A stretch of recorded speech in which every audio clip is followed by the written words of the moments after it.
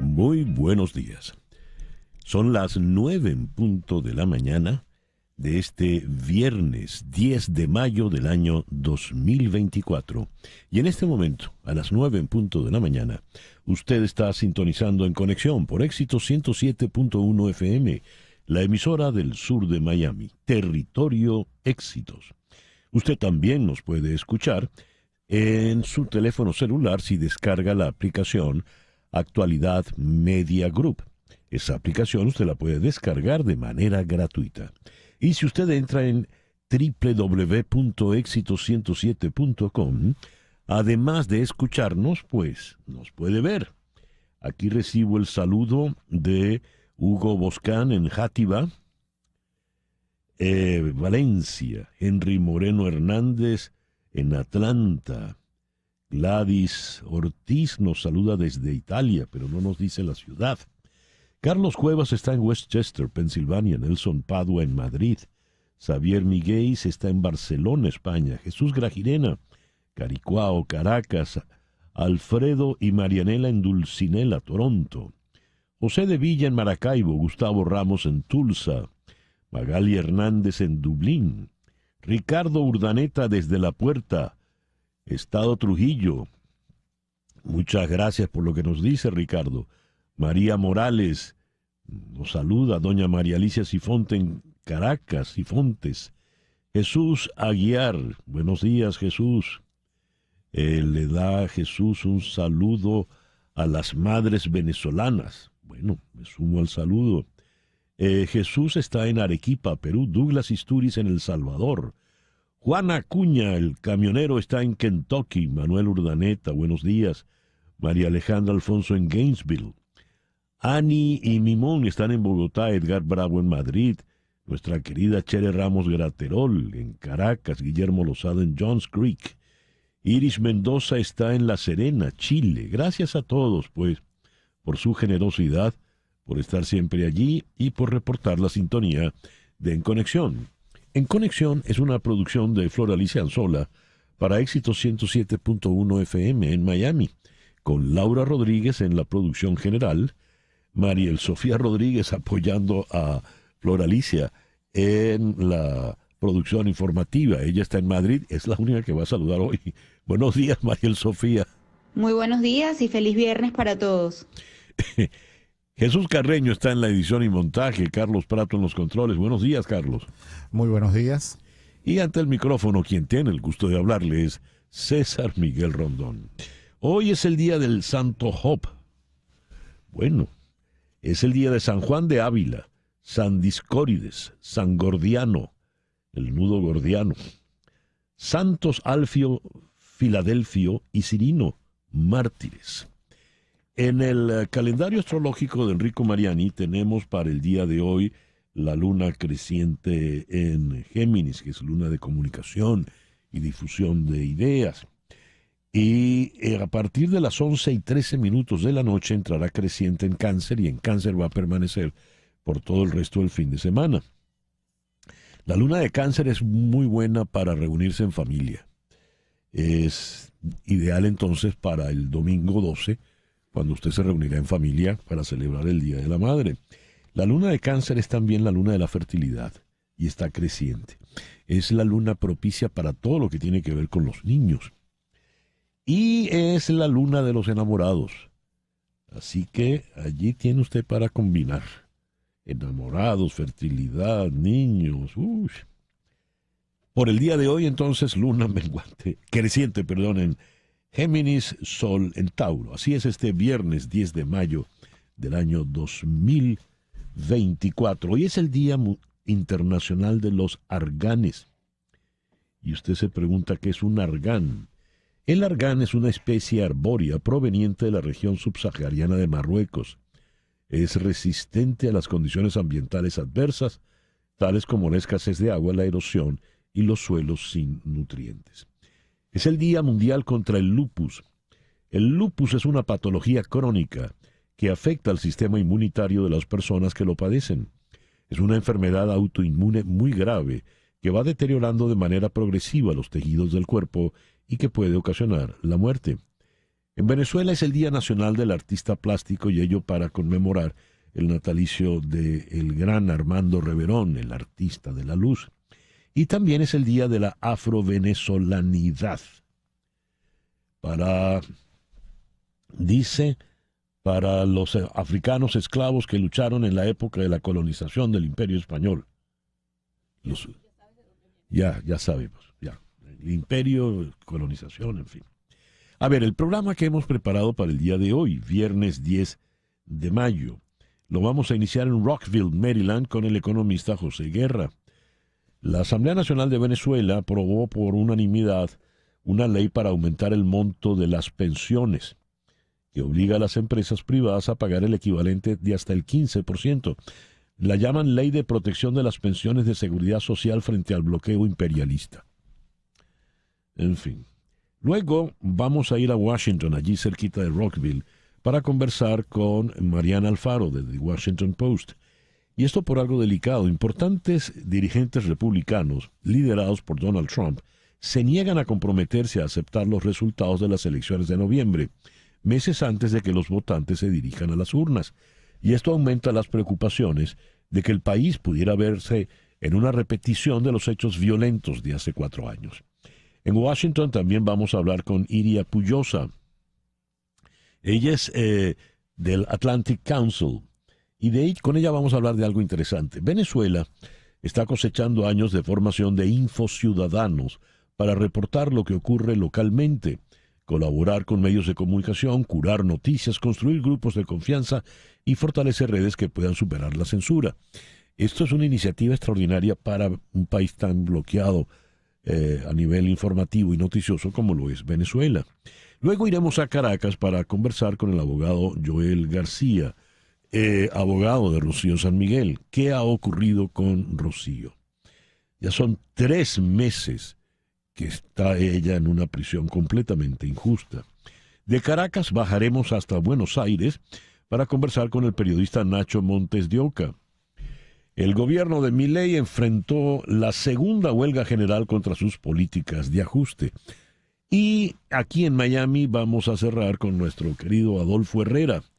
Adolfo presenta su disco Irrepetible. Es un disco interesantísimo.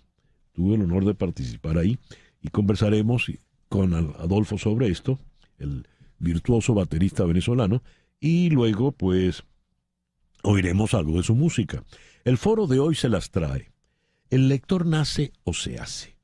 ¿Cómo se inculca el hábito de la lectura?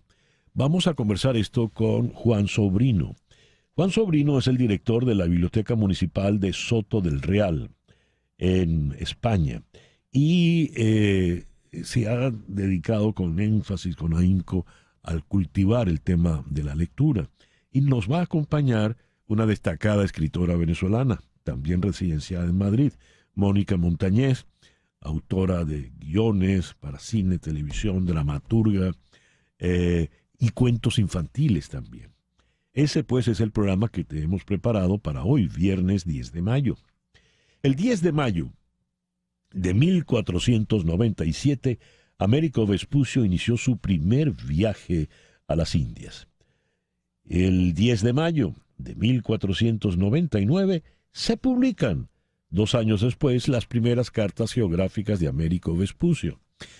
Este continente no se llama Colombia, como debería llamarse, porque Colón siempre estuvo convencido de que él había llegado a las Indias. Fue Américo Vespucio el que dijo, no, esto es un nuevo continente, y por lo tanto decidieron ponerle el nombre de Américo Vespucio y nos llamamos América. El 10 de mayo del 1503, Colón llegó a las Islas Caimán y las bautizaron como Islas de las Tortugas. El 10 de mayo de 1508, siguiendo las órdenes del Papa Julio II, Miguel Ángel Buonarroti comienza a pintar los frescos de la Capilla Sixtina.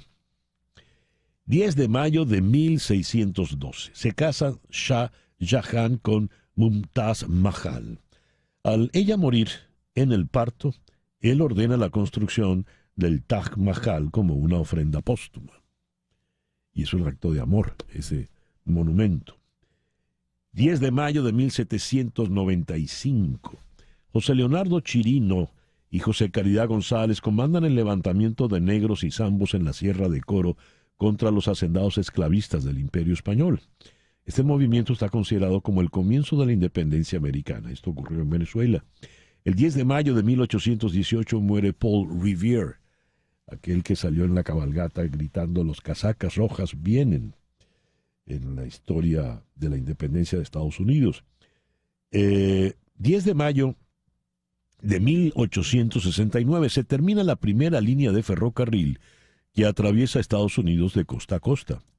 El 10 de mayo de 1889 nació Armando Reverón, el maestro de la luz, uno de los pintores más importantes del siglo XX en la América Latina.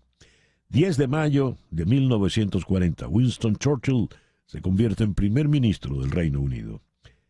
Al año siguiente, el 10 de mayo de 1941, Rudolf Hess, el lugarteniente de Hitler, baja en un paracaídas en territorio británico, en una misión que nunca se entendió del todo, y permaneció preso hasta el día de su muerte. 10 de mayo de 1975, Sony saca al mercado en Japón la grabadora de video cassette Betamax. Eso fue en 1975, 49 años atrás. 10 de mayo de 1760 nace Claude-Joseph Rouget de Lille, capitán ingeniero francés, famoso por haber compuesto la Marsellesa, el himno nacional de Francia. 10 de mayo de 1894 nace en Ucrania Dmitri Tiomkin. A los que gustan de las películas de vaqueros, los western, ya seguro lo identificaron. Ese es el tema de High Noon, a la hora señalada, de Fred Zinnemann con Gary Cooper y Grace Kelly, una película extraordinaria. Dmitri Tiomkin hizo esa música. Él, en tanto compositor ruso, pues hizo mucha música maravillosa para el Hollywood de los 50 y 60. Y ya que estamos hablando de la época dorada de Hollywood, el 10 de mayo de 1899 nació este caballero, Fred Astaire, cantante, actor, pero sobre todo un extraordinario bailarín. El editorial con César Miguel Rondón. Leo esta información de The Washington Post. Importantes republicanos liderados por el expresidente Donald Trump se niegan a comprometerse a aceptar los resultados de las elecciones de noviembre, meses antes de que los votantes se dirijan a las urnas, lo que aumenta las preocupaciones de que el país pudiera ver una repetición de los hechos violentos de hace 4 años. En un vívido ejemplo reciente, el senador Tim Scott, republicano de Carolina del Sur, fue presionado al menos 6 veces en una entrevista de televisión el pasado domingo sobre si aceptaría los resultados del mes de noviembre. En repetidas ocasiones se negó a hacerlo, solo diciendo que estaba esperando que Trump sea presidente de nuevo. Más adelante, evadió la pregunta incluso cuando el entrevistador Walker Christian de NBC News le recordó que un sello de nuestra democracia es que ambos candidatos aceptan una transferencia pacífica de poder. Es por eso que tantos estadounidenses creen que NBC es una extensión del Partido Demócrata. Al final del día, fue la respuesta del senador Scott. Creo que el presidente Trump será nuestro próximo presidente. Eso es simple. Punto. Remató el senador. La negativa a comprometerse a aceptar los resultados de las elecciones es profundamente preocupante, dijo Steven Levitsky, profesor de gobierno en la Universidad de Harvard, que estudia la democracia en todo el mundo. Aceptar los resultados de las elecciones es, de hecho, la regla cardinal de la democracia. Es la primera regla de la política democrática. Si un partido importante no está dispuesto a aceptar la derrota en las elecciones, la democracia no puede ser estable. Fin de la cita para Levitsky. Esto es sumamente grave, no solo porque está vívido el recuerdo del 6 de enero del 2021 y todas las consecuencias que trajo después, sino por el tono altamente polarizado que se está viviendo en los Estados Unidos. A la fecha del año 2021, todavía habían ciertos controles en la política doméstica norteamericana. Esos controles quizá ya no estén tan rígidos y el futuro puede ser impredecible. Es una pena, pero como dice el profesor de Harvard, el profesor Levitsky, aceptar los resultados electorales es la regla cardinal de toda democracia.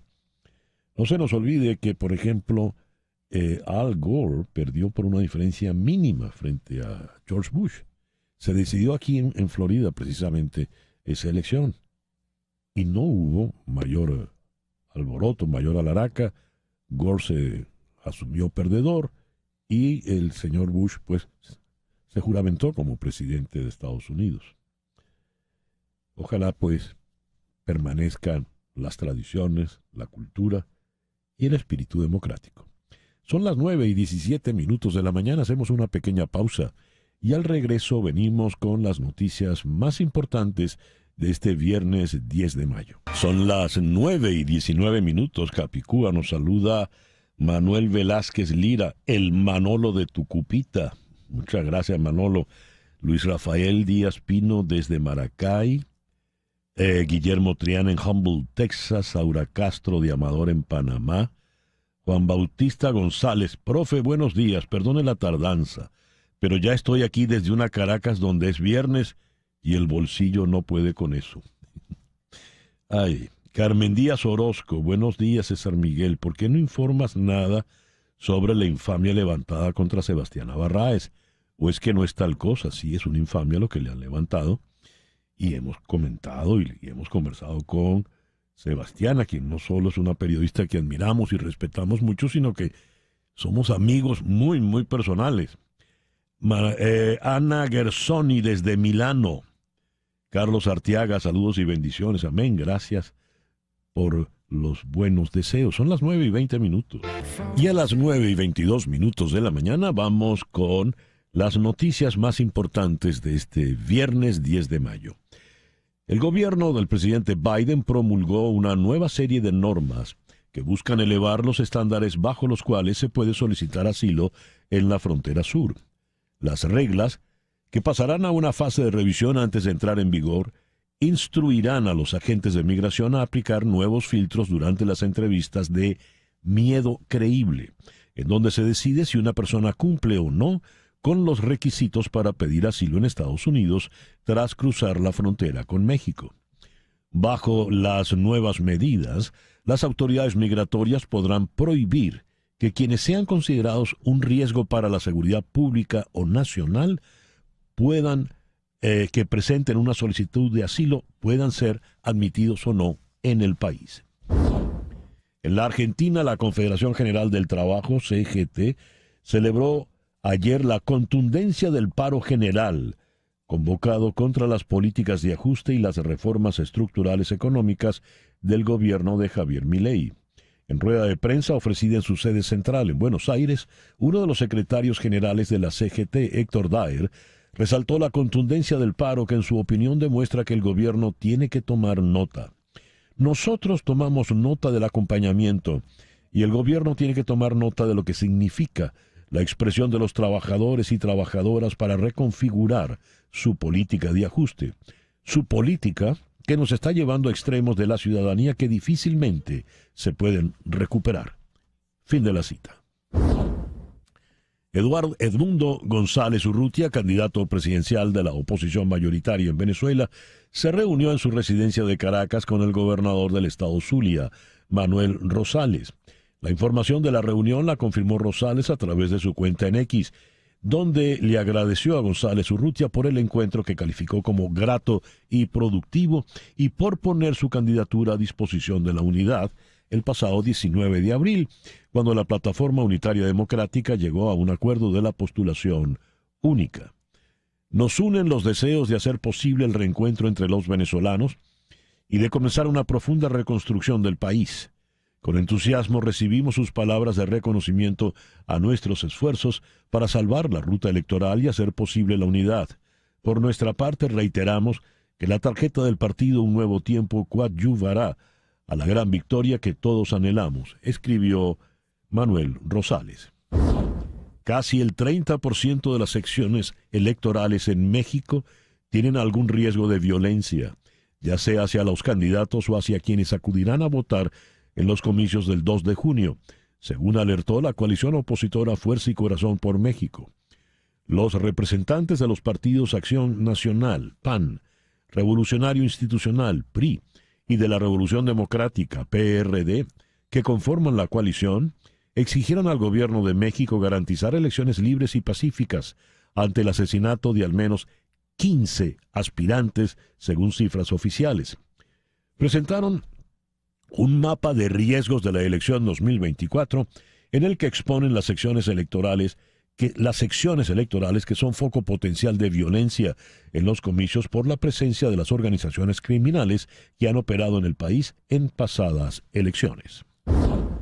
En Caracas, la activista venezolana Rocío San Miguel, presidenta de la ONG Control Ciudadano, cumple 3 meses de injusta prisión y sin garantías al debido proceso, según denunciaron varias organizaciones no gubernamentales de derechos humanos. Hoy, 9 de mayo, se cumplen 3 meses de injusta prisión por motivos políticos de la defensora de derechos humanos, madre y académica Rocío San Miguel, escribió la ONG Justicia, Encuentro y Perdón en la red X. Esta organización, además del Centro de Justicia y Paz, CEPAZ, Civilis y el Centro de Derechos Humanos de la Universidad Católica Andrés Bello, aseguraron que el Estado venezolano ha negado a la señora San Miguel el derecho a asignar a un abogado de confianza y el acceso a su expediente para demostrar su inocencia.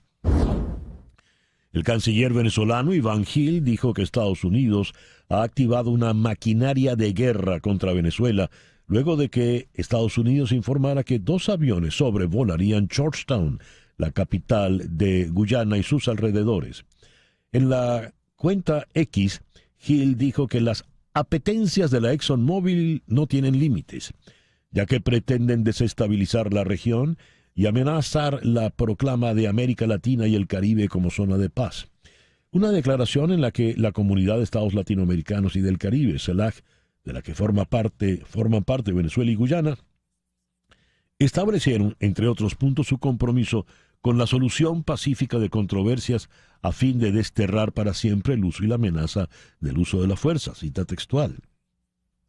Además, el canciller de Maduro dijo que Guyana viola sus compromisos internacionales, incluido el acuerdo de Argyll en 2023 al ceder su soberanía a la potencia norteamericana que amenaza a todo un continente. Obviamente, una cita textual. Una corte de apelaciones en Estados Unidos despejó ayer el camino para que Hunter Biden, hijo del presidente Joe Biden, se enfrente en el próximo mes a un juicio por haber comprado una pistola en 2018, mintiendo al afirmar que no consumía drogas. Nunca antes, en la historia reciente de los Estados Unidos, el hijo de un presidente en activo se ha enfrentado a un juicio. De hecho, tras conocerse el fallo de la Corte de Apelaciones, el juez a cargo del caso ordenó que el juicio a Hunter Biden comience el 3 de junio en Wilmington y explicó que durará entre 3 y 6 días. En respuesta, Abe Lowell, uno de los abogados del hijo de Biden, dejó entrever en un comunicado que prevé presentar un recurso ante la totalidad de los jueces de la Corte de Apelaciones, lo que podría retrasar el inicio del juicio. El primer ministro de Israel, Benjamin Netanyahu, dijo que una amenaza estadounidense de retener algunas armas no impediría que Israel continúe su ofensiva en Gaza, indicando que podría proceder con una invasión de la abarrotada ciudad de Rafah en contra de los deseos de su aliado más cercano. El presidente Joe Biden ha instado a Israel a no seguir adelante con una operación de este tipo por temor a que exacerbe la catástrofe humanitaria en el enclave palestino. El miércoles dijo que Estados Unidos no proporcionaría armas ofensivas para una ofensiva, valga la redundancia, en Rafah, aumentando así la presión sobre Benjamin Netanyahu. Pero en una declaración publicada ayer, Netanyahu dijo que si tenemos que estar solos, estaremos solos. Si es necesario, lucharemos con las uñas, pero tenemos mucho más que uñas. Cita textual. El Tribunal Superior de Bogotá otorgó la libertad al ex jefe paramilitar Salvatore Mancuso, a quien levantó las 57 órdenes de captura que tenía en su contra, aunque tendrá que acudir a diferentes tribunales cuando sea requerido. Así lo determinó el magistrado José Manuel Bernal Parra, quien le otorgó este beneficio judicial a Mancuso, que está detenido desde finales de febrero pasado en un patio de máxima seguridad de la cárcel La Picota, en Bogotá. Se ordena sustituir las 57 detenciones preventivas intramurales impuestas en la sede del Tribunal de Justicia y Paz a Salvatore Mancuso Gómez por otra sin esa connotación, dijo el juez. Y a las 9:31 vamos entonces con nuestra primera entrevista. La Asamblea Nacional de Venezuela aprobó por unanimidad el pasado martes aumentar el monto de las pensiones que obliga a las empresas privadas a pagar el equivalente de hasta 15% del total de salarios y bonos que devengan sus empleados. La llamada ley de, escuche usted este título, protección de las pensiones de seguridad social frente al bloqueo imperialista, busca elevar los recursos que reciben los pensionados venezolanos, cuyos ingresos ya no alcanzan para comprar medicinas y alimentos ante el aumento de los precios, ahora fijados en dólares y con alta inflación. A ver, ¿es por el bloqueo imperialista que no se pagan las pensiones? ¿Qué supone esta ley? ¿Qué implica?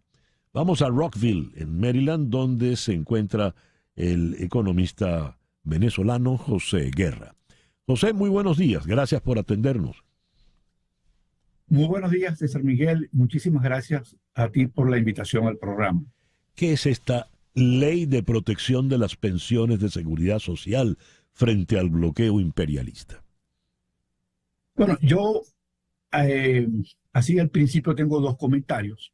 En primer lugar, el título está malo de entrada, porque las pensiones no han caído en su valor, en su poder adquisitivo por el bloqueo imperialista. Las pensiones vienen cayendo, es decir, el monto recibido por los pensionados, como es mi caso, y soy pensionado del Seguro Social, tras laborar más de casi 30 años en la administración pública venezolana, cayeron no por el bloqueo imperialista, sino por la inflación que generó el gobierno de Nicolás Maduro, particularmente a partir del año 2013.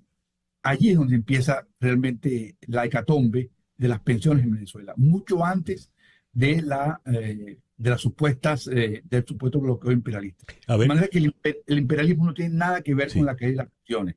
Fue la hiperinflación que generó Maduro. Disculpa que te interrumpa, José, pero ya que te citaste, a manera de ejemplo, ¿cuánto es tu pensión? $3.50. Mensual. Mensual, claro. Dios mío. Bueno, esto es lo que ganamos los pensionados del Seguro Social y no tenemos bono. No tenemos, nos dan un bono de $10 ocasionalmente. Es decir, yo contribuí durante casi 28 años, casi 30 años en la administración pública venezolana y, digamos, cuando me tocó mi edad de jubilación, cuando cumplí 60 años, estaba recibiendo en ese momento como $100 aproximadamente y ahora estoy recibiendo $3.50. $3.50 mensual.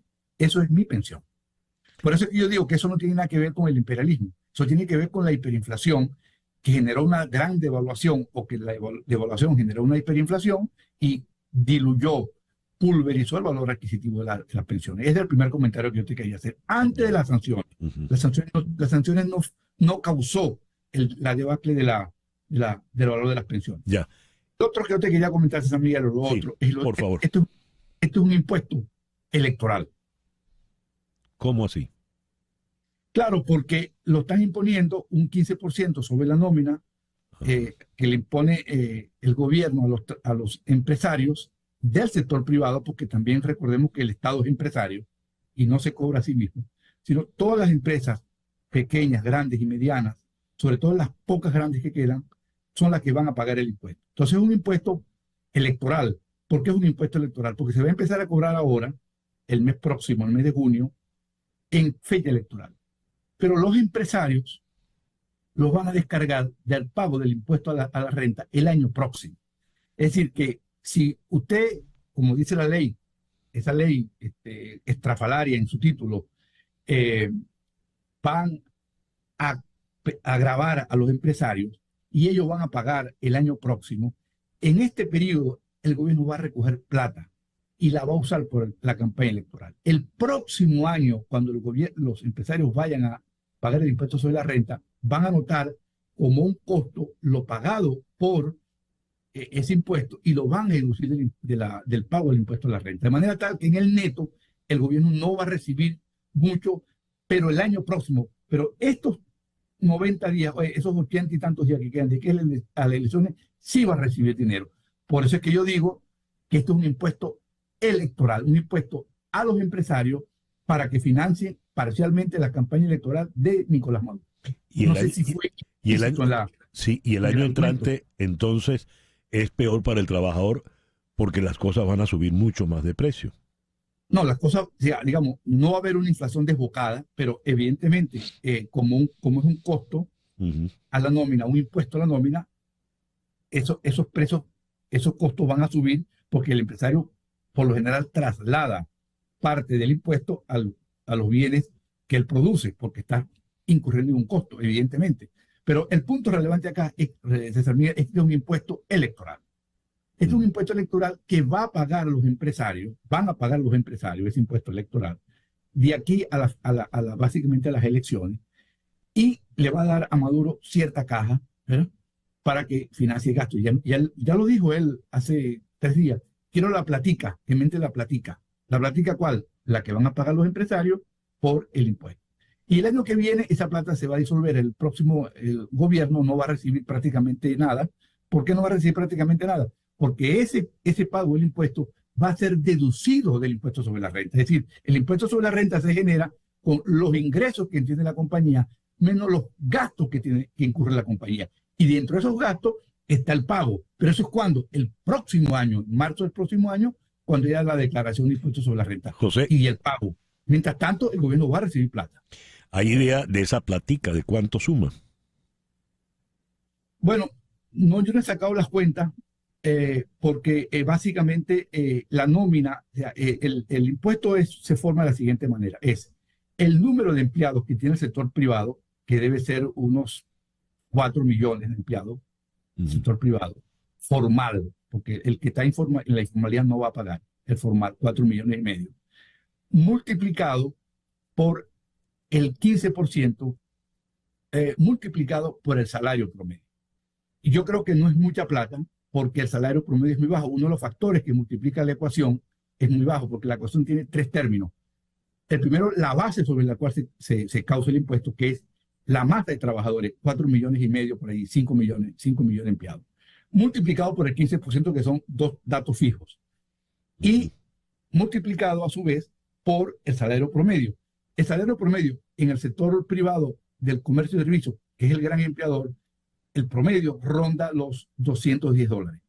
De manera tal que no es mucha plata, pero sí es algo de plata para un gobierno que está ávido de recursos, que se ve perdido en las elecciones y necesita platica para gastarla de manera inmediata. Esta es la razón del impuesto, César Miguel. No le demos buscando explicaciones técnicas, esta es la explicación. Por eso digo, este es un impuesto electoral que van a pagar los empresarios para financiar parcialmente la campaña de Nicolás Maduro. José, muchísimas gracias por atendernos en la mañana de hoy. Muchas gracias a ti y a toda la audiencia.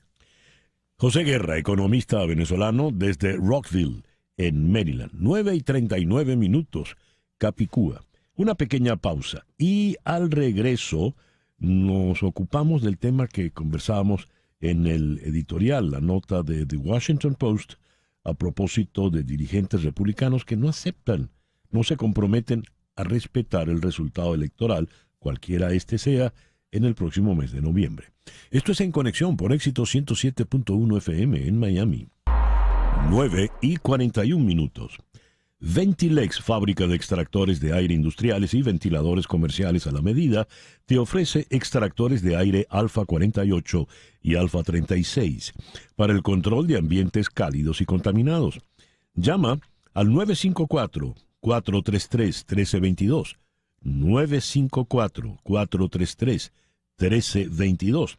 Y también para tu empresa que requiere ventilación directa y constante, diseñamos Titan 36, el ventilador industrial más efectivo para puntos fijos. Ventilex, medio siglo de experiencia en ventilación comercial. Ventiladores y extractores hechos a la medida. Te repito el número, 954-433-1322. 954-433-1322 de Ventilex. Leo esto. Importantes republicanos liderados por el expresidente Donald Trump se niegan a comprometerse a aceptar los resultados de las elecciones de noviembre, meses antes de que los votantes se dirijan a las urnas, lo que aumenta las preocupaciones de que el país pudiera ver una repetición de los hechos violentos de hace 4 años. La pregunta se ha convertido en algo parecido a una prueba de fuego. Esto lo hemos leído en The Washington Post. Vamos a Washington, allí está la periodista del Washington Post, Mariana Alfaro. Mariana, muy buenos días. Muchísimas gracias por atendernos en esta mañana. Gracias por invitarme. Mariana, esto es una tendencia, son varios, vi que citaban el caso del senador de Carolina del Sur, Tim Scott, pero hay más casos como estos que se niegan a reconocer desde ya un resultado electoral, cualquiera que este sea. Sí, ya hemos visto de los mayores republicanos en liderazgo. Estamos hablando en ambos, en el Senado y en la Casa de Representantes. Creo que en este artículo mi compañero Patrick Svitek habló sobre, por ejemplo, Liz Stefanik, que es la mujer más poderosa republicana dentro de la Casa de Representantes. Ella está en la lista para ser la vicepresidenta de Trump. Todavía Trump no ha dicho quién va a ser su vicepresidente, pero ella es una de las mujeres que están en la lista y ella no ha aceptado todavía a los resultados de la elección del 2020 y no ha dicho todavía si va a aceptar los resultados de la elección del 2024. Entonces, está esa tensión, ¿no? Que hay bastantes republicanos en cargos muy altos que todavía no quieren aceptar que, bueno, Trump perdió en el 2020, pero que también van a mantenerse en paz y mantenerse tranquilos en el 2024 si Trump pierde otra vez. Y se había comentado, el expresidente Trump había comentado sobre la eventualidad de violencia. ¿Qué sabes de esto, Mariana, por favor? Sí, o sea, nosotros vimos el 6 de enero del 2020, el 2021 estuvo muy pesado, ¿no? Fue el día que bastantes de los MAGA Republicans, como le dicen los demócratas, ¿no? Bastantes de la gente que apoya a Trump entró al Capitolio, se puso violento, murió gente, y realmente inmediatamente después de ese día se sintió esta unión, ¿no? Que los republicanos y los demócratas dijeron, eso estuvo mal, eso estuvo incorrecto, el presidente Trump no debió haber dicho, alentado esta violencia, pero 1 o 2 semanas después se empezaron a caer las cosas, ¿no? Y fue que los republicanos se dieron cuenta que no podían atacar a Trump de este modo porque perdían popularidad dentro de sus propios, dentro de su propio partido.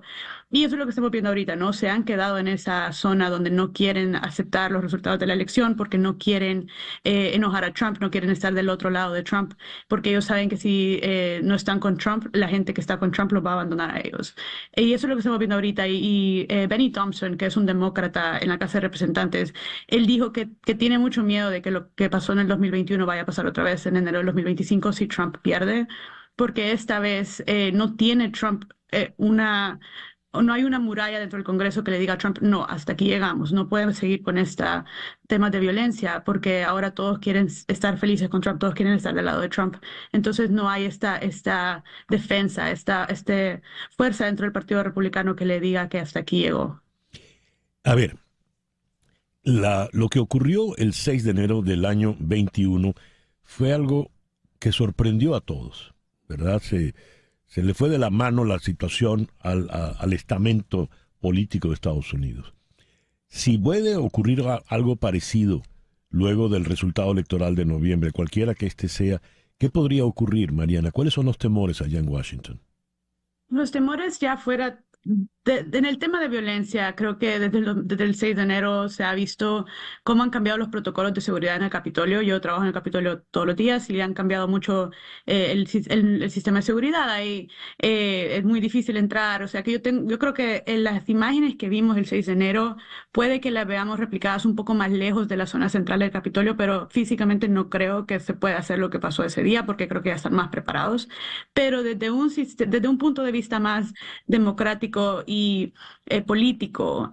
Ahí está el verdadero problema, que tal vez hay tantos republicanos que han dicho que no van a aceptar los resultados de la elección, que políticamente, el día que tienen que llegar ahí y firmar los papeles asegurando el resultado de la elección, puede que se nieguen a hacerlo, puede que digan no, hay que volver a hacer esto otra vez, el presidente Trump ha ganado, puede que haya algún movimiento político ahí que detenga el flujo correcto de la democracia. Ese es bastante el miedo de muchos expertos y también de demócratas, que en el 2021 sí habían todavía muchos republicanos que estaban del lado correcto de la democracia, que estaban lúcidos, ¿no? Que decían, sí, nosotros sabemos que el presidente Trump perdió y aunque no estamos felices, tenemos que hacer nuestro trabajo y firmar los papeles.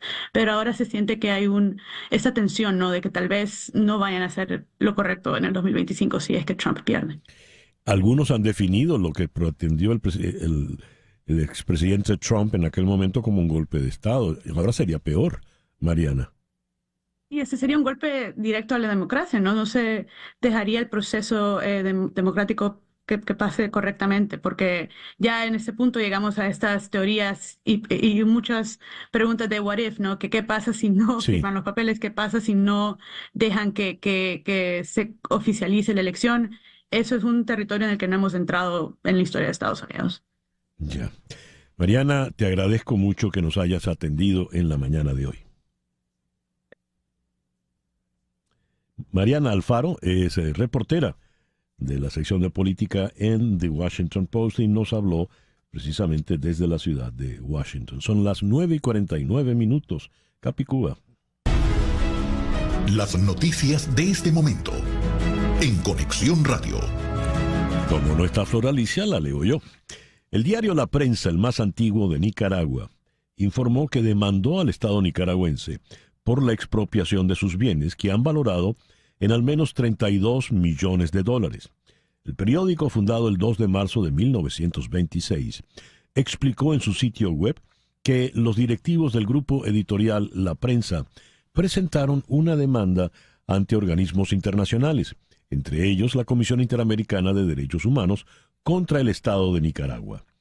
Según el diario, el robo de sus instalaciones provocó pérdidas por más de $32 millones, sin incluir, cito, el valor histórico incalculable por perder su hemeroteca y cuantiosos daños a más de 400 colaboradores del grupo, que se vieron obligados a irse al exilio por razones de seguridad, y los que permanecen en Nicaragua se les niega trabajo por su pasado con el medio. El gobierno que preside Daniel Ortega a través de la Procuraduría General de la República entregó el 23 de agosto de 2022 a las autoridades estatales el edificio propiedad del diario La Prensa. Bien, el reloj indica 9:51 de la mañana. Seguimos en la ciudad de Washington. Allí está Iria Puyosa, Senior Research Fellow, Democracy and Tech Initiative del Atlantic Council. Iria, muy buenos días. Gracias por acompañarnos en la mañana de hoy. Iria. Buen día, César Miguel. Gracias por la invitación. Gracias a ti por atender la invitación. He leído que en Venezuela se están formando infociudadanos para reportar lo que ocurre localmente, colaborando con medios, haciendo curaduría de noticias, para poder romper y vencer, superar la censura. Si algún país la información es difícil, es en Venezuela en estos momentos. ¿Cómo está funcionando esto, Iria, por favor?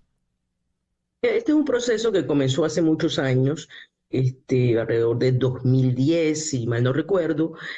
Algunos de nosotros, personas que trabajamos con social media, empezamos a hacer entrenamientos en estos temas. Era una época en que todavía no existían medios masivos de comunicación en donde había cierto flujo de información y la adopción de social media no era tan masiva como llegó a ser posteriormente.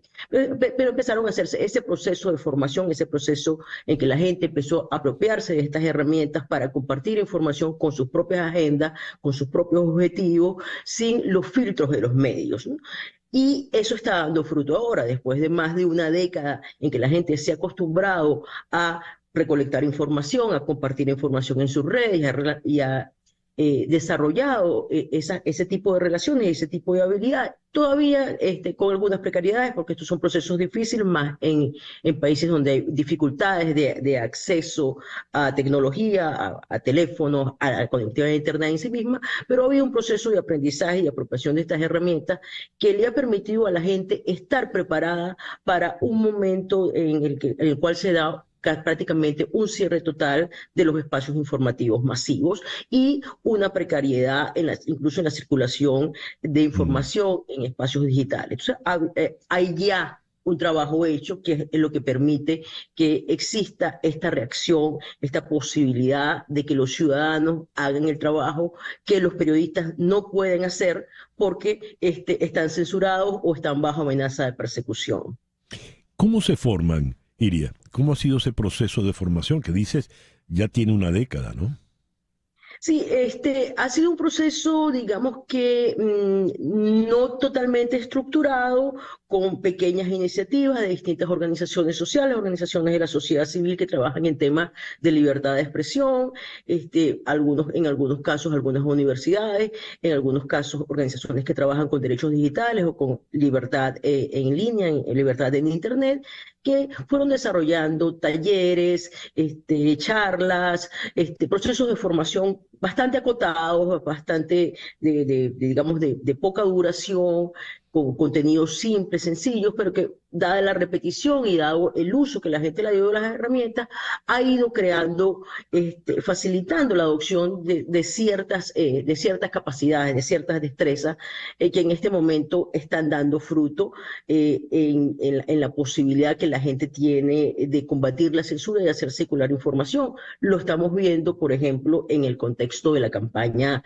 electoral. A pesar de que la líder de la oposición, María Corina Machado, no tiene acceso a los medios, nosotros observamos cómo cada vez que ella tiene un recorrido, cada vez que tiene una gira, cada vez que tiene una movilización, una concentración en el país, la información rueda a través de WhatsApp, la información rueda en Facebook, en Instagram, en Twitter, principalmente por los propios ciudadanos que transmiten esa información a sus conocidos, a sus amigos, a sus vecinos, a sus familiares. Incluso esa información va y viene dentro de Venezuela hacia el exterior, desde el exterior hacia Venezuela, porque existe un tejido social y existe la costumbre de compartir información a través de esos canales. Lo vemos también con el candidato Edmundo González de Urrutia, que en menos de un mes de ser totalmente desconocido para la mayoría del país, excepto un minúsculo grupo de personas muy, muy politizadas, ya es conocido por más de la mitad del país y las personas piensan votar por él. Eso es un fenómeno que es difícil de ocurrir sin que exista esta apropiación ciudadana y la posibilidad de comunicar. Iria, lo que estás contando me resulta extraordinario porque son como opciones alternativas a lo que siempre se había manejado de una forma centralizada, ¿verdad? Vertical. Tradicionalmente los medios informaban, al régimen autoritario no le interesa que los medios informen y entonces se las arregla para expropiarlos, censurarlos, mediatizarlos, pero entonces la ciudadanía es la que se informa por abajo, ya se rompe ese tema vertical. Algo parecido ocurre, ya que mencionas la campaña electoral, con los llamados comanditos. No hay un comando grande, vertical, porque además ponen presos, detienen a las personas que integran esos comandos, y entonces lo que hay son comanditos en la base, horizontales. Esto ¿se parecen ambas iniciativas? ¿Cómo se integran estas dos iniciativas, Iria? Sí, no hay, digamos, que una integración formal. Existe, por supuesto, la campaña electoral tiene sus estructuras de organización electoral típicas de estos procesos, pero los comanditos son organización de base, son organización de personas, de ciudadanos que están interesados en ser activistas de la campaña, sin ser militantes de partidos, sin ser activistas de sindicatos o movimientos sociales, sino simplemente personas comunes que desean ser parte de la campaña porque desean ser parte de un movimiento. Y estas personas, una de las cosas que hacen, sin que reciban órdenes para eso, es compartir información, es generar la circulación de esos contenidos que encuentran, que reciben o que ellos mismos producen para ser parte, sentirse parte de la campaña, porque ellos se sienten parte de un movimiento nacional, ellos se sienten parte de un proceso en que todos juntos deben hacer el trabajo, porque no es posible esperar a que otros hagan el trabajo, porque no existen las estructuras tradicionales de campaña a las que estábamos acostumbrados en Venezuela y en otros países. El ejemplo que has puesto de Edmundo González Urrutia creo que es bastante elocuente. Si no hubiese existido esta red de infociudadanos, ¿en qué condiciones estaría, por ejemplo, González Urrutia en este momento? Y sería muy difícil para la gente conocer al candidato, porque el candidato limitada exposición en medios, o sea, tiene una aparición en televisión, pero no es una presencia constante, no hay publicidad constante, porque no hay muchos recursos para la campaña, no hay entrevistas, no hay esa posibilidad de difusión. Entonces, esto llevaría muchísimos meses para que el candidato fuera conocido si no existiera la posibilidad de estos medios alternos de circulación de información que han permitido que más del 50% de la población ya lo conozca en apenas un mes. Tan es así lo que estás comentando, Iria, que cuando Venevisión entrevistó a González Urrutia, que es la única entrevista, la noticia fue eso. Caramba, Venevisión está entrevistando a González Urrutia. Iria, te agradezco inmensamente que nos hayas atendido en la mañana de hoy. Muchas gracias, un placer. Iria Puyosa, Senior Research Fellow del Atlantic Council, nos habló desde la ciudad de Washington. 9:59 de la mañana, Capicú. Hacemos una pequeña pausa y al regreso venimos con nuestro foro en el día de hoy. Vamos a hablar de la lectura. ¿El lector nace o se hace? ¿Cómo se inculca el hábito de la lectura? Eso es lo que viene ahora en Conexión por Éxito 107.1 FM en Miami. He conocido gente que ha confesado que en su vida ha leído un libro. Wow, ¿cómo pueden hacer? Un amigo formó parte de la junta de condominio de su edificio y como parte del trabajo tuvo que visitar varios de los apartamentos de ese edificio. Me confesó muy impactado que en ninguno de esos apartamentos, un edificio en Caracas de clase media, muy acomodada, alta, en ninguno de esos apartamentos había biblioteca. ¿Qué es eso? ¿El lector nace o se hace? ¿Cómo se inculca el hábito de la lectura? Vamos a abordar ese tema en la mañana de hoy. Contamos con la participación de Juan Sobrino. Juan es el director de la Biblioteca Municipal de Soto del Real. Es activista de la lectura. Fue elegido por la revista Forbes como una de las 100 personas más creativas de España. Licenciado en Geografía e Historia por la Universidad Complutense de Madrid, especializado en la antropología americana, y tiene una amplia formación como en biblioteconomía y documentación. Juan, es un honor pues poder contar contigo en el programa de hoy. Muchas gracias por sumarte. Gracias a vosotros. Placer estar acompañándonos. Y en la ciudad de Madrid está pues alguien que vive de que la lean, ¿verdad?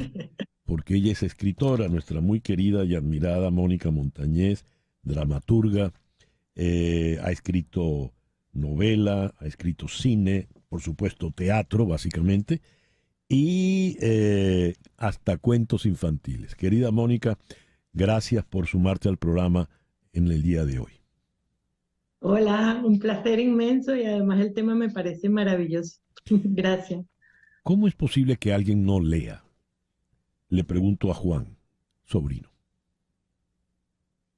Bueno, ¿cómo es posible? Pues a mí se me hace muy difícil imaginarlo, no sé. Pero bueno, supongo que vivimos en un mundo de pantallas, en un mundo digital, en el que la lectura parece ser que es algo como cada vez más, como más obsoleto, pero bueno, creemos que es algo fundamental. Yo creo que sin la lectura no se puede vivir, y somos muchos lo que pensamos así. A mí me cuesta imaginar, me parecería un horror vivir sin leer. pero no me puedo poner en la piel de quien no lee. Supongo que se puede ser, hay muchas maneras de ser felices y me imagino que se puede ser feliz sin la lectura, pero lo que está claro es que la lectura te aporta, eh, aparte de todo, de un conocimiento, de placer, yo creo que te aporta una forma de estar en el mundo y más plena y más consciente, que eso es lo que no tienen las personas que no leen. ¿Por qué alguien no lee? Le pregunto a Mónica Montañez. ¿Qué se te ocurre, Mónica? Bueno, yo pienso que compartiendo también de tu pregunta original del planteamiento del tema, yo creo que uno adquiere esa lectura, esa costumbre, esa maravilla y esa necesidad desde pequeño.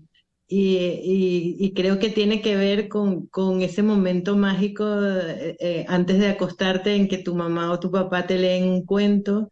Tiene que ver también con ver a tu papá y a tu mamá leer. Creo que también es una costumbre que se contagia, ¿no? O sea, ver a otro siendo feliz leyendo te hace por lo menos asomarte a esa posibilidad. Y para mí yo siento y es una de las razones por las que me he puesto a escribir literatura para niños, entre comillas, o que los niños y niñas tengan acceso a ella, es por eso, porque si empiezas a leer desde pequeño, si descubres esa magia de la que está hablando Juan y esa posibilidad de vivir otras vidas sin moverte de tu casa leyendo, eh, si lo haces desde chiquito, yo creo que lo que no tienes cura. No se Evidente, cura más nunca. evidente. ¿Cómo se inculca el hábito de la lectura, Juan? Pues no lo sé, es una buena pregunta. Yo creo que no hay, la lectura como en todo en la vida, yo creo que no hay unas fórmulas infalibles, ¿no? Ujú. Hombre, sí, evidentemente es importante lo que dice Mónica, por ejemplo, si desde muy pequeños se inculcan el hábito de la lectura, si se crían en un ámbito lector, pues eso favorece enormemente las posibilidades de crear. Pero no siempre es así, porque si, por ejemplo, en una familia con hábitos lectores que van al mismo colegio, la misma educación, a lo mejor si tienen 3 o 4 hijos, pues en ocasiones ocurre que a lo mejor uno lee mucho, otro no lee nada y otro lee a ratos. O sea que nunca sabes exactamente cuáles son las teclas, ¿no? Que va a funcionar siempre y demás. Yo creo que hay que manejar distintas estrategias y sobre todo buscar siempre a cada lector el libro que le pueda servir y en el momento determinado de su vida que le pueda encajar, que le pueda servir. Entonces eso es lo complicado y yo creo que es un juego de ensayo y error, de ir probando, de ir intentando, de personalizar y enfocar la lectura en función de los gustos y de los hábitos de la persona a la que nos enfocamos. Claro, ¿cómo se aprende a besar? Besando, ¿no? No hay un manual de instrucciones. ¿Cómo se aprende a leer? Pues leyendo y disfrutando ese mundo. Ahora, Mónica puso un ejemplo magnífico. Si usted en la casa, el niño ve que el padre lee y la madre leen, ahí tiene un referente, evidentemente. Pero yendo al caso del amigo que comenté al principio, que recorrió varios apartamentos de su edificio y en ninguno había biblioteca, ¿qué hace esa gente? Le pregunto a Mónica.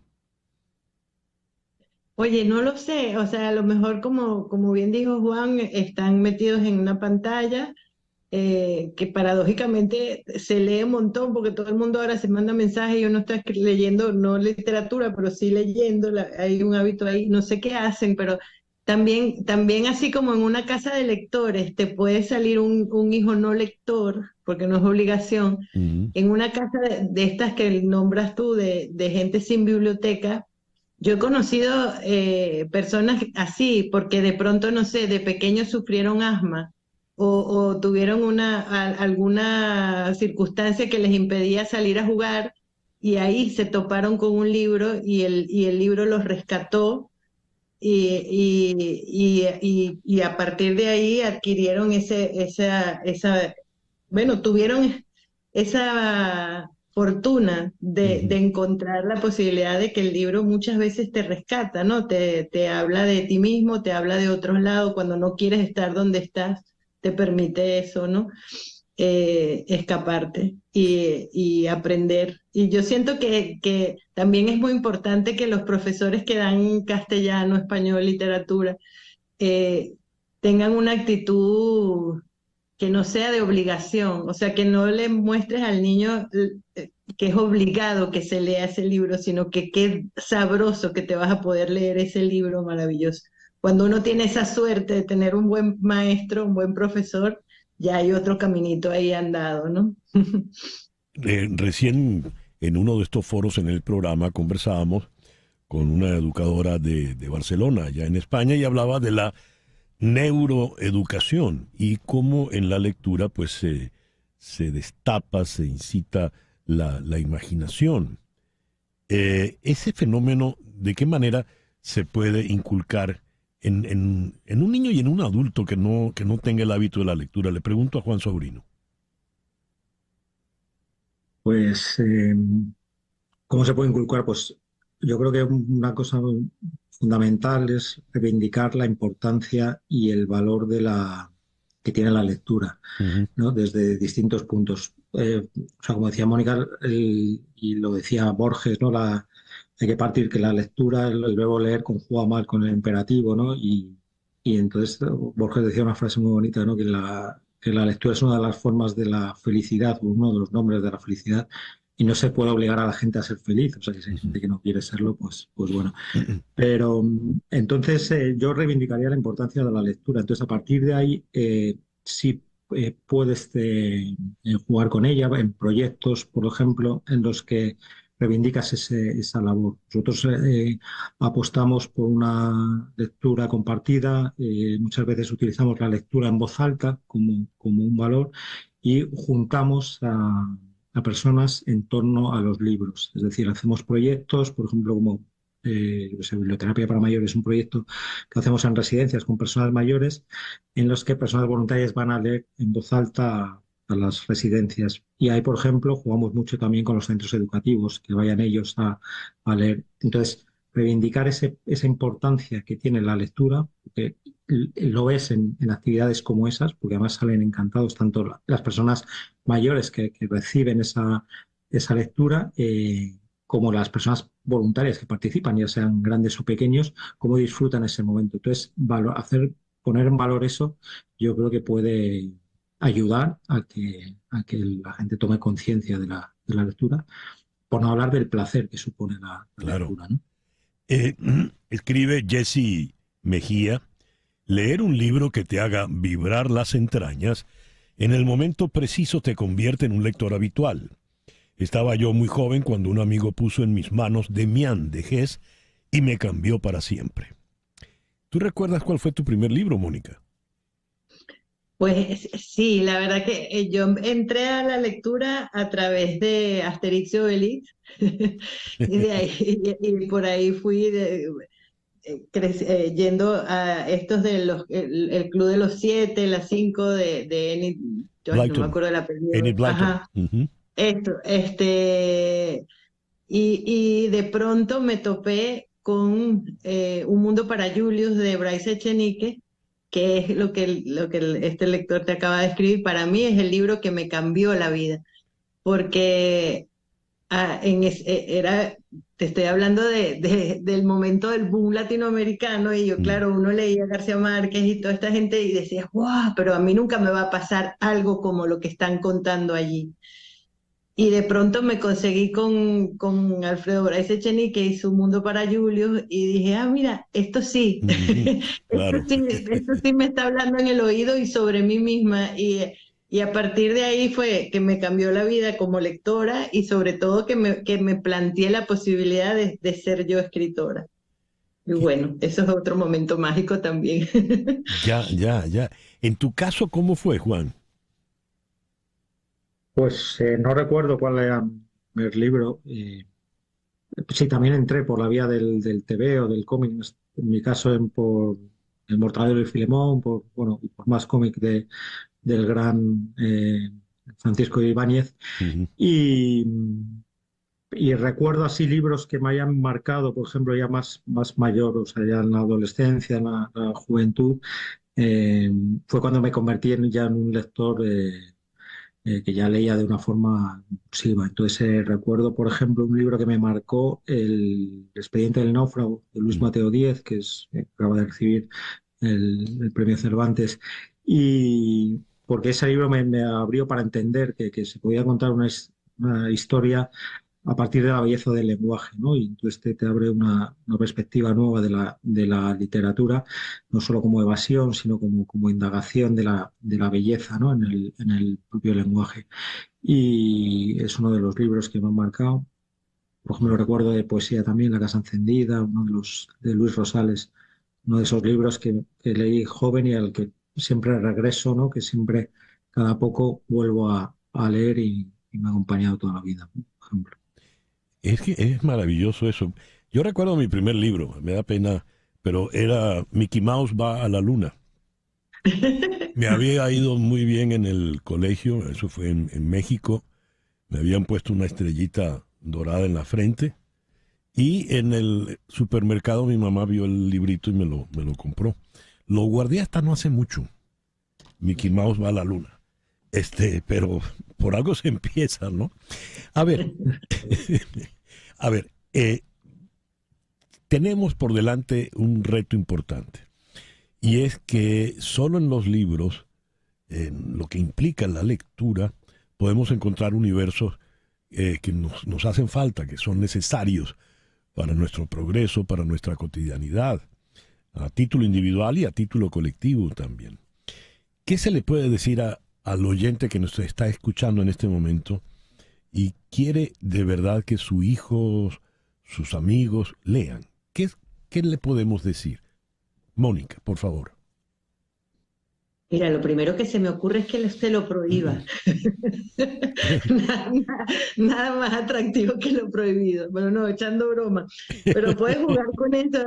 Y yo siento eso, que si un padre o una madre, un hermano mayor o un tío quiere que uno aprenda, que uno entre a disfrutar el mundo de la lectura, lo más importante es eso, el ejemplo, ¿no? Que te vea leyendo. Si tu hijo nunca te ve leyendo, es difícil que le digas que lea a él, ¿no? Pero también puedes estar disfrutando de la lectura y leerle un pedacito. Mira lo que dice aquí, o poner ejemplos. Yo creo que, bueno, no sé pero yo he aprendido a amar, he aprendido a superar despechos, he aprendido a reírme de mí misma, he aprendido cosas vitales para estar viva gracias a los maestros esos que están arriba de la mesita de noche de uno, ¿no? A los libros que he leído. Uh-huh.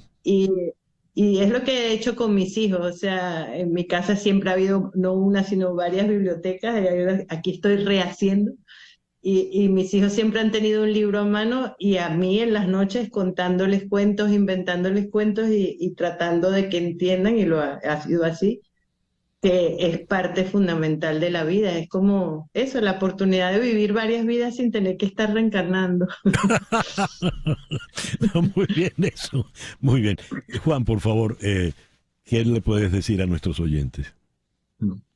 Hombre, yo le diría, no, hay una frase, que no sé de quién es, que dice que si no lees no pasa nada, no pasa absolutamente nada, pero si lees pasan muchas cosas, ¿no? Uh-huh. Entonces les diría eso, que se están perdiendo muchas cosas, que la lectura es un acto de rebeldía también, sobre todo dedicado a lo mejor a la gente joven, a la adolescencia, ¿no? Les contaría que la vida tiene la extraña costumbre de tendernos emboscadas de vez en cuando, y un libro, la lectura, puede ser muchas veces un refugio, una nave espacial que nos lleve a otro sitio, o simplemente un amigo, ¿no? Y a mí, por ejemplo, la lectura me ha servido, porque es una nota al pie de la asistencia, ¿no? Para aportar esa lucidez a la vida, ¿no? Entonces, es algo que se están perdiendo, ¿no? Sí, señor. Dice el amigo Argenis López, es un tema de tiempo. Dice, hay que cocinar, limpiar, trabajar. Sí, pero el tiempo siempre aparece, ¿no? Hay tiempo para todo, incluso para leer. Quiero agradecerles de verdad que nos hayan acompañado en esta amena conversación en la mañana de hoy.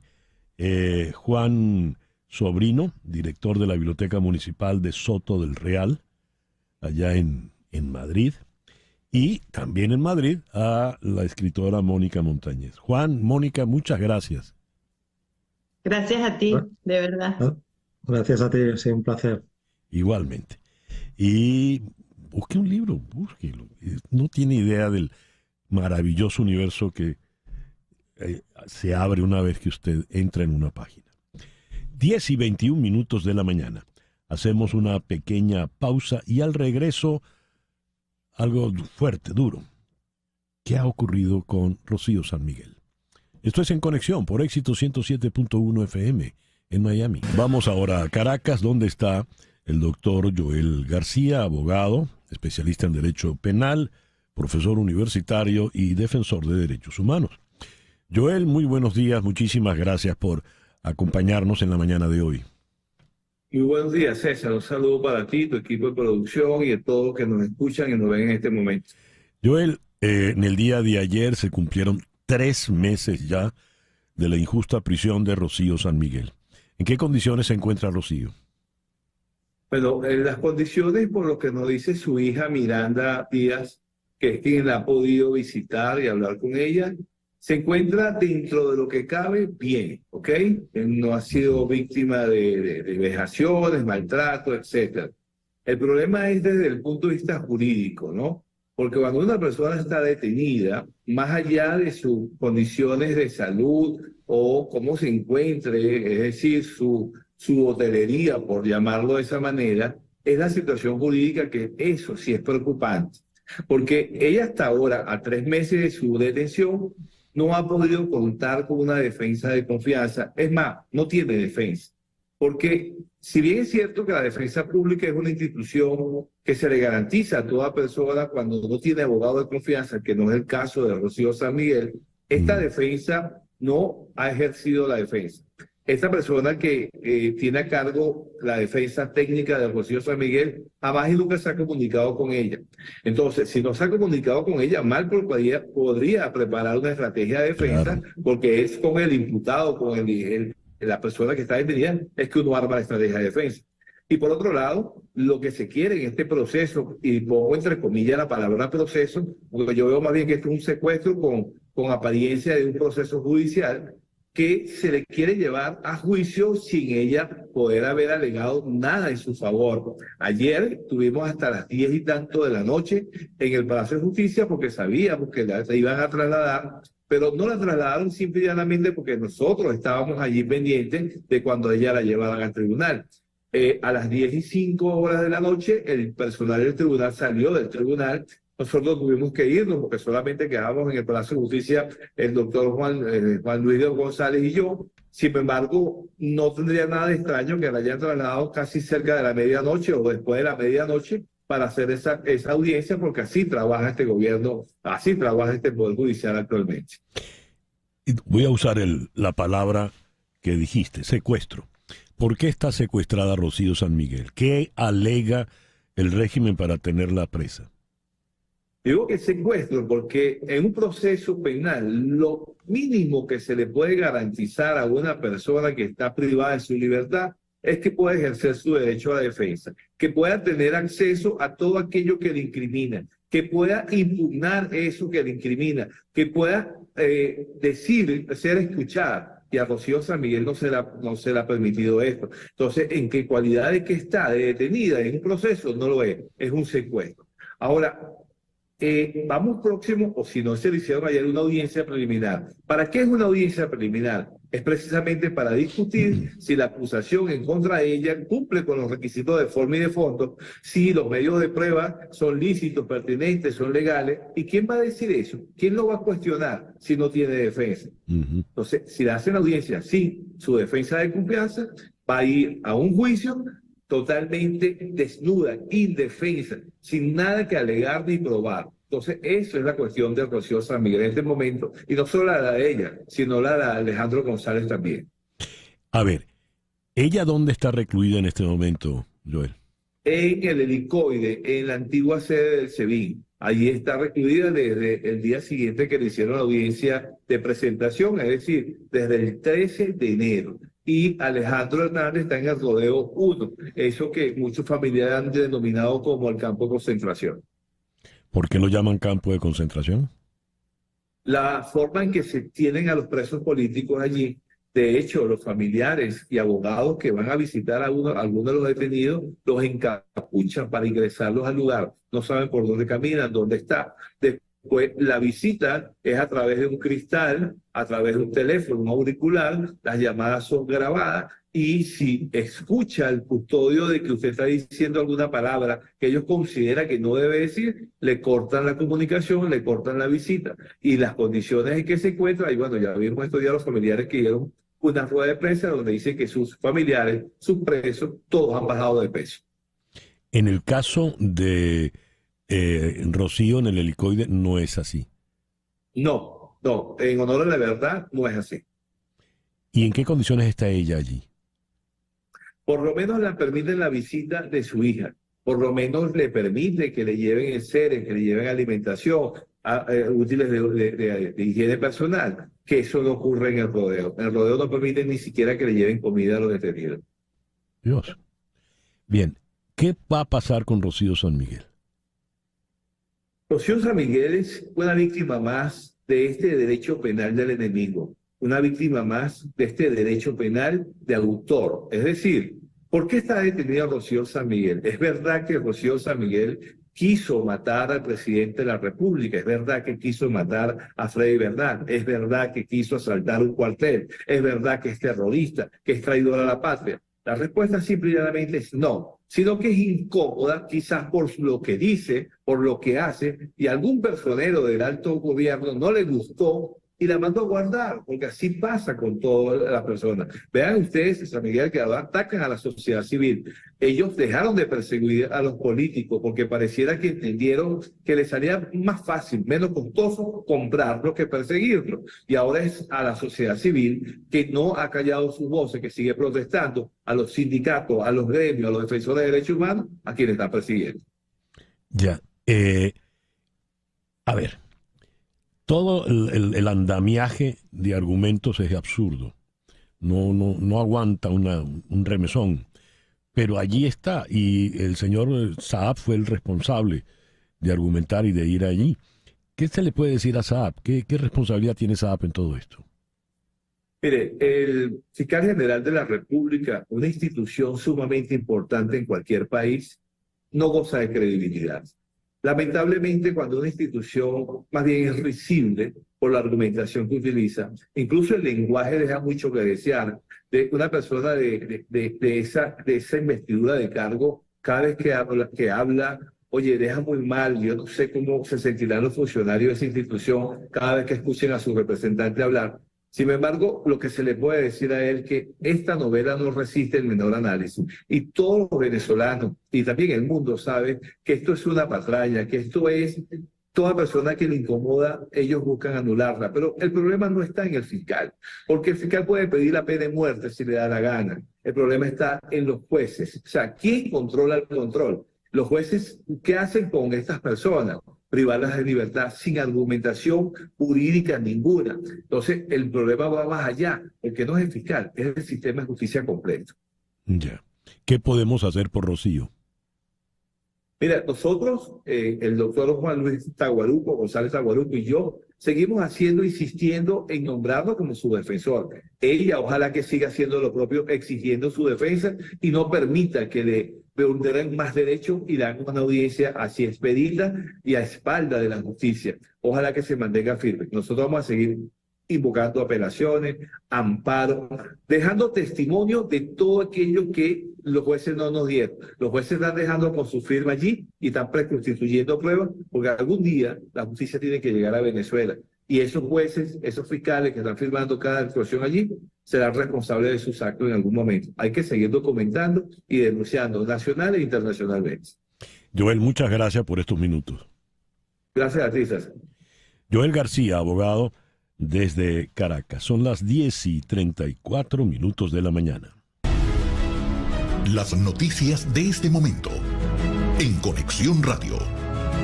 57.000 células, casi 150 millones de sinapsis y 230 milímetros de vasos sanguíneos. Todo eso cabe en un solo milímetro cúbico de cerebro humano, lo que equivale a 1.400 terabytes de datos y supone una visión sin precedentes de la organización estructural del tejido cerebral.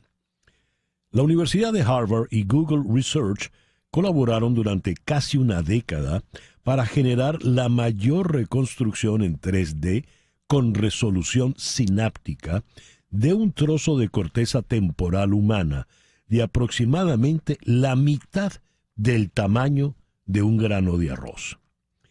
La reconstrucción a nanoescala, de la que informa un estudio que publica Science, muestra con todo detalle cada célula y su red de conexiones neuronales, lo que da una visión sin precedentes de la organización estructural del tejido cerebral a nivel supracelular, celular y subcelular. Los investigadores, liderados por Jeff Lichtman, de la Universidad de Harvard, y Byron Jane, del equipo de conectómica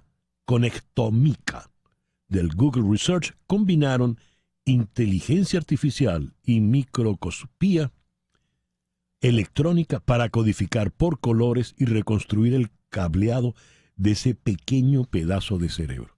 Imagínese usted, la mitad de un granito de arroz y allí hay 57.000 células, casi 150 millones de sinapsis y 230 milímetros de vasos sanguíneos. Dios. Eso es un pedacito del cerebro, apenas. Vamos ahora a la ciudad de Buenos Aires. Allí está el periodista Nacho Montes de Oca. Nacho, muy buenos días. Muchísimas gracias por atendernos en esta mañana. ¿Qué tal? Muy buenos días. Un gusto como siempre. A ver, ¿qué ocurrió en el día de ayer con el paro de 24 horas convocado por la CGT? El día de ayer se convocó un paro para protestar contra las políticas económicas de Milei y la realidad es que fue un fracaso absoluto. El nivel de actividad se mantuvo y el único efecto que tuvo al controlar las centrales obreras, la mayor parte de del sistema de transporte, solamente se hizo sentir en la dificultad de la gente para llegar a su lugar de trabajo, pero básicamente los comercios y las industrias estuvieron abiertos. ¿Fue un fracaso entonces? Sí, absolutamente. ¿Eso qué nos dice? ¿Que el presidente Milei tiene apoyo o que la CGT ha perdido contundencia? No, básicamente tiene que ver con que la misma CGT, que durante los 4 años del anterior gobierno peronista no hizo un solo paro general, ya en los 5 meses del gobierno de Milei va por el segundo paro general, por lo tanto ha perdido credibilidad, pero también hay un factor que es estadístico. La realidad es que el trabajo registrado, o sea, aquel trabajo que es pasible de tener actividad sindical, obviamente si uno no está registrado no tiene actividad sindical, bajó en una década del 45% al 32%, es decir que además esta central obrera no representa a la mayoría de los trabajadores y cada vez representa menos por el crecimiento de la marginalidad, sumado además que la gente tiene que entender que la CGT, o sea la central obrera que agrupa la mayor cantidad de los gremios, es un ala del partido peronista, por lo tanto también la convocatoria fue vista como una marcha partidaria a la cual en los votos ya se vio que la gente no apoya al peronismo, entonces en consecuencia tampoco apoyó al paro. ¿Qué ha dicho el presidente Milei luego de esto? Le quitó entidad, simplemente lo calificó como un fracaso y prefirió concentrarse ahora en la disputa para ver si en el Senado se logra aprobar lo que queda de la propuesta de la ley de bases, como se lo denomina, que es un megaproyecto parlamentario que ya viene bastante raleado de diputados.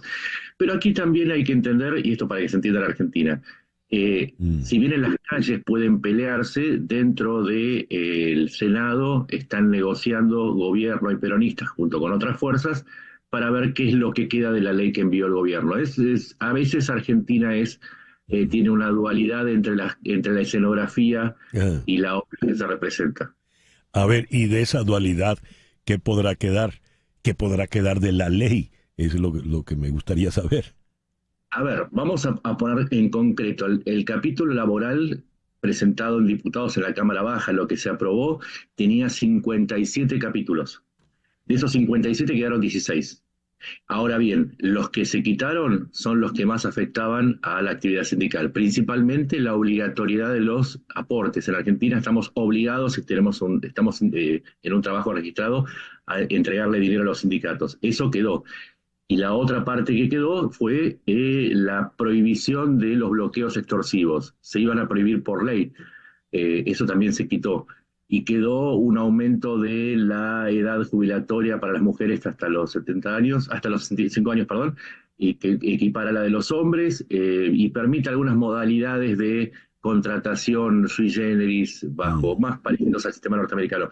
Pero en sí, para no complicarlo demasiado, quedó una reforma laboral light y no la reforma de fondo que se proponía Milei. No obstante eso, el peronismo volvió a hacer un paro a pesar de haber obtenido las consecuencias. Ya veo. ¿Cómo va la popularidad del presidente Milei, Nacho? Difícil de medir. La realidad es que como periodista, como argentino, tengo que decir que en este momento las encuestas siguen dando el resultado de quien paga la encuesta. Son muy pocas las encuestas que están midiendo realmente lo que el descontento real que existe respecto a la figura de Milei. Y también hay que hacer un apartado. Si bien las encuestas le dan entre un 53 y un 54% de popularidad, o sea, mantendría su caudal, el mismo caudal electoral, lo cierto es que también en el anterior gobierno, durante la pandemia, el de Alberto Fernández, tenía cerca de un 90% de popularidad. La popularidad en el momento inicial de un gobierno siempre es alta porque existe una expectativa alta, más aún después de la salida del kirchnerismo. Pero las encuestas no están reflejando algo que es cierto, y es que si bien se contuvo la inflación, el poder de compra de los salarios en promedio de quien tiene un sueldo fijo cayó un 29% y el de los jubilados un 34%. De manera que si la pregunta no es alta o baja, la pregunta es, depende a quién le pregunte, depende de dónde usted mire. Ya veo. Nacho, muchísimas gracias por atendernos en el programa de hoy. Siempre es un gusto. Nacho Montes de Oca, desde Buenos Aires. 10:42 de la mañana, una pequeña pausa.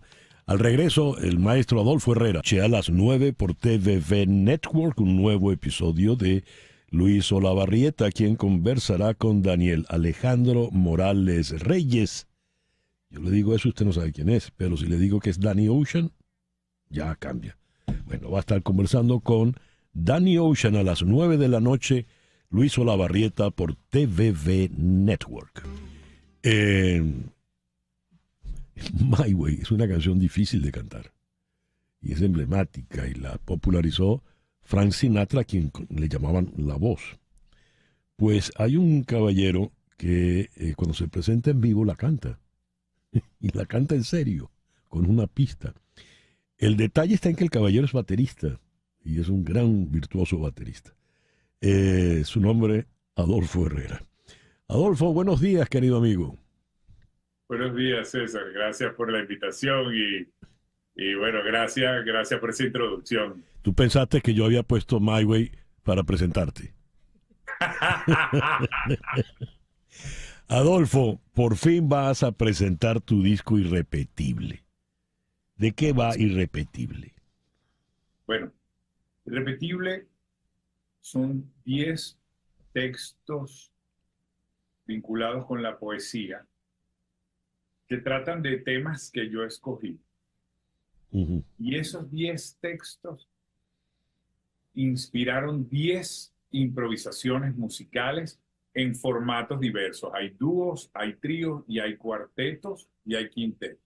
Y la idea de Irrepetible fue que, basado en un tema, el jazz es la improvisación sobre un tema, variaciones sobre un mismo tema. Luego viene el free jazz, que es una improvisación que no tiene estructura.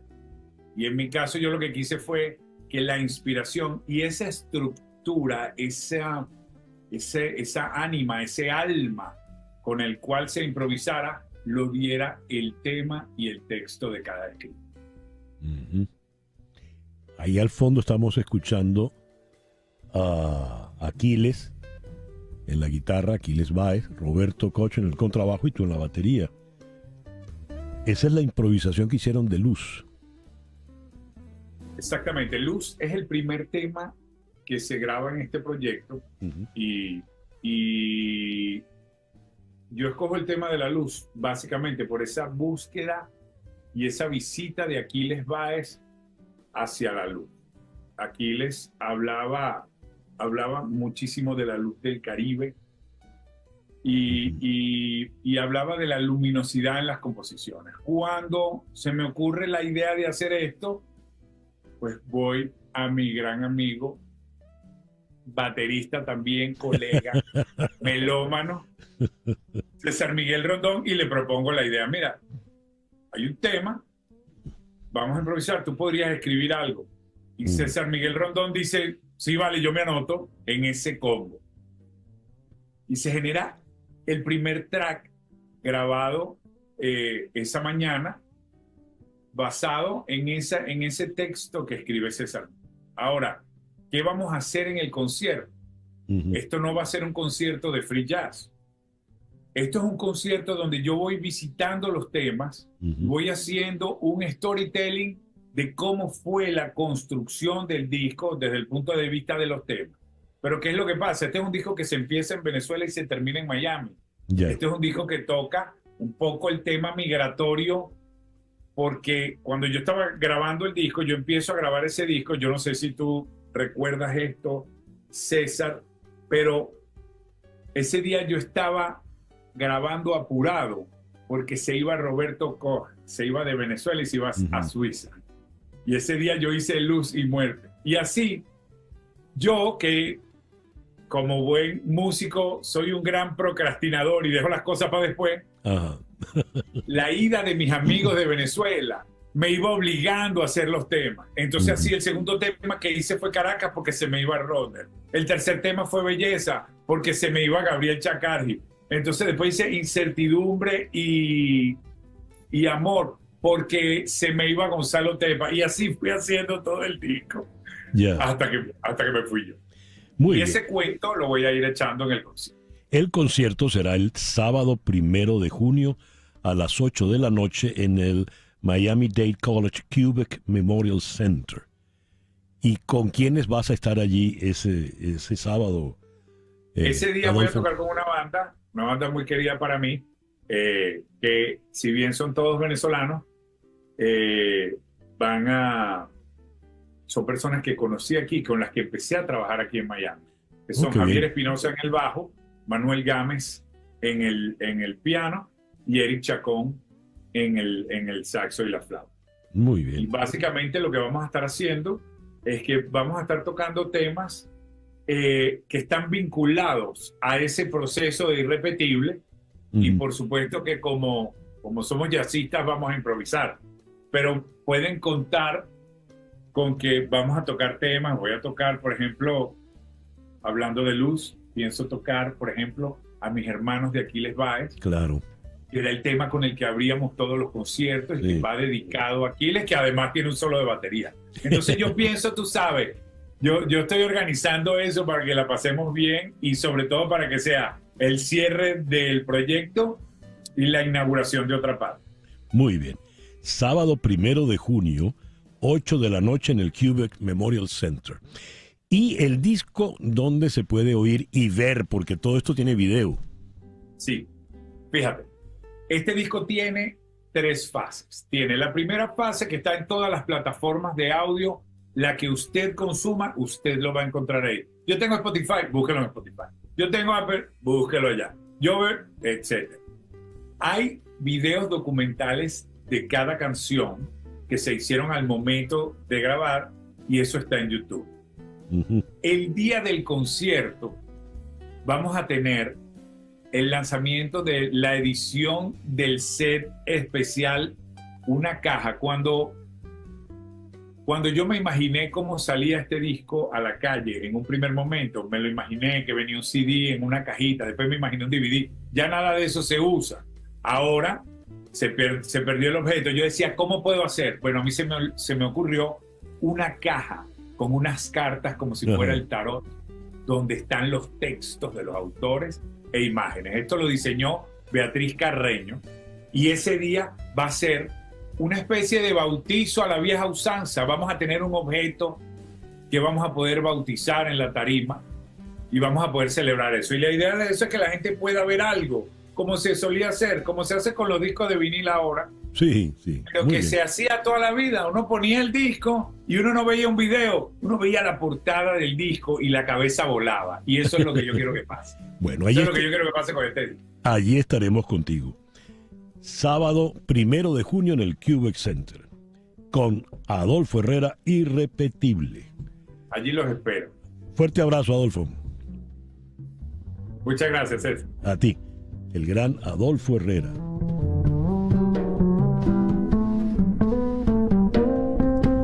Y ya son las 10:55. Y con esa maravilla de joropo al fondo nos vamos por el día de hoy. En Conexión fue una producción de Flor Alicia Anzola para Éxito 107.1 FM, con Laura Rodríguez en la producción general, Mariel Sofía Rodríguez en la producción informativa, Jesús Carreño en la edición y montaje, Carlos Prato en los controles, y ante el micrófono, quien tuvo el gusto de hablarte, César Miguel Rondón.